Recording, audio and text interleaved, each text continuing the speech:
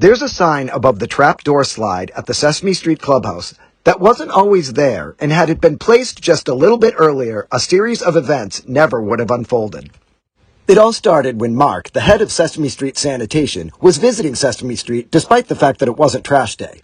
At that moment, everyone at the Sesame Street Clubhouse was taking turns going down the trapdoor slide. On Big Bird's turn, he oddly hesitated before he went down, and since there was no sign warning anyone not to, Mark, who was walking by, wasn't paying attention and got plowed into by Big Bird.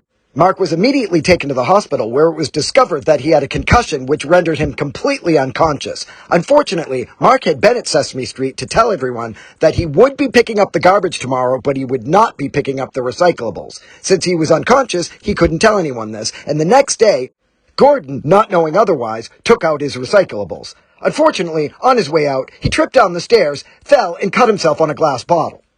So then Gordon was rushed to the hospital, and while waiting to see the doctor, a woman rushed by him, and unbeknownst to her, she dropped her necklace, which Gordon picked up and put in his pocket in hopes of finding the woman and returning it to her. Meanwhile, upstairs, Mark the sanitation worker had flatlined on the operating table and died. A half an hour later, after Gordon had been all stitched up, he was exiting through the hospital metal detector when the alarm went off.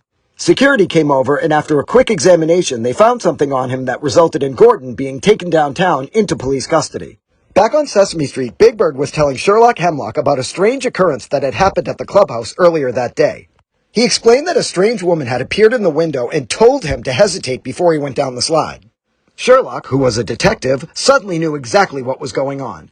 It turns out Mark was worth a lot of money, and his wife wanted it to herself, so she hatched a plan. Since Big Bird was the easiest to manipulate, she convinced him to wait until her husband was at the bottom of the slide before he went down, knowing Big Bird would crash into him, putting him in the hospital.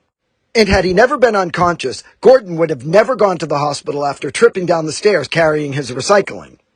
At the hospital while visiting him, Mark's wife put cyanide that she kept around her neck in a vial into his IV bag, which ultimately killed him. So when she was rushing out the door past Gordon and dropped the necklace, which still contained traces of cyanide in it, then Gordon, who wouldn't have been there if none of this had happened, wouldn't have picked up the necklace, wouldn't have triggered the alarm on the metal detector, and wouldn't have been thrown into police custody.